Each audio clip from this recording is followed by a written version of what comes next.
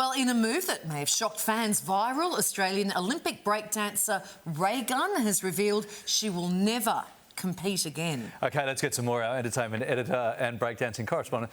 Pete, what she said? Well, you know, I've said for several months now, I don't get the feeling that Raygun necessarily wants to embrace fame and milk it and make as much money as she can. And yesterday on Jimmy and Nath's breakfast show on 2Day FM, she just sort of casually dropped that I'm not going to be competing ever again. She's not using the R word for retirement, but certainly if you're not going to compete, you're not going to be to the forefront as much. Here's a little of what she said on the breakfast show yesterday. In 4 years' time, would you do the Olympics again? Would you? If No. they, yeah, if you wouldn't do it again. Yeah. No. Yeah. Are you going to continue to break? I still break, but Yeah. I don't compete. You I'm won't not going to compete again. compete anymore. No. Was that ever? What was the thoughts going into the Olympics? Was it to keep doing this? Yeah, forever? I was going to keep competing for sure, but that seems really difficult thing for me to do now. The level of scrutiny that's going to be there, Yeah. and you know the people will be filming it. It'll go online, and it's just not going to mean the same thing. It's not going to be the same experience because of everything that's at stake. Yeah, and it certainly did seem that suddenly we all became a nation of breakdancing experts back then, didn't we? And that competition, of course, that she is directly involved in trying to challenge people to do better than her over the next week or so. We'll take a look at some of those entries that are coming in from right around the world. An iconic TV show is celebrating its 50th anniversary today.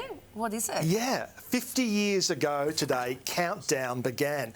And that show was a phenomenon. At 6 o'clock on a Sunday night, every kid in Australia had to be home, not just to watch TV, but you had to be watching the ABC because that was the place to be. And big shout out this morning to Molly, who is watching this morning, and a lot of other key behind the scenes people too. Obviously, Molly was the front person who we all adored, but other key people made that happen. And, you know, it's hard to explain to a lot of people now who barely remember CDs, let alone cassettes, or going into the Brashes or Allens and actually putting on a pair of headphones and sampling music. But you couldn't go online and read about your stars or when they were coming to Australia or what they were doing. You had to watch Countdown, and you had to see Molly because he would tell you what was the next big thing on the way. He had that eye for music. He could spot talent. Yeah. Hey, Pete, question without notice. I mean, everyone wants to know. How's Molly doing? What's the latest? He's going okay. Yeah, you know, good. he's not great health, but, you know, we send him all of our love today. And, you know, he created something quite unique for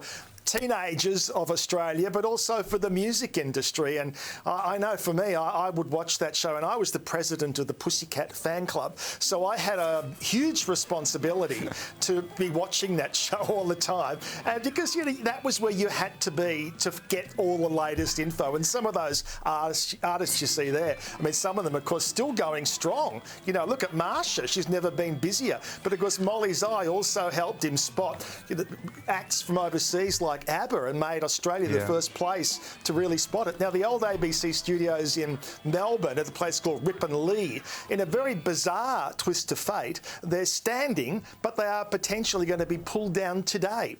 Those old studios haven't been used for about 15, 20 years. Just sheer coincidence, but the developers, I think, are going in today to knock down that building. We shot this vision just yesterday, and there's a big, needless to say, apartment development going in, but they are going to keep the old TV tower there as a kind of historic memento. Yeah, so lots of love to Molly and all those people who are involved in Countdown beginning 50 years ago today. All right, good stuff, Pete. Now, people in Dublin have been left doing some double takes there. What's going on?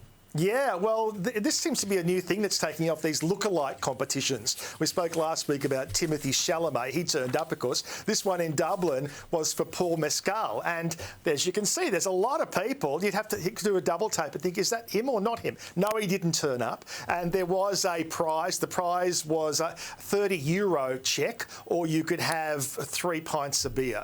And I think the winner ended up getting both. Now, there is the winner there. Not bad. You know, it's the haircut, like every, you know.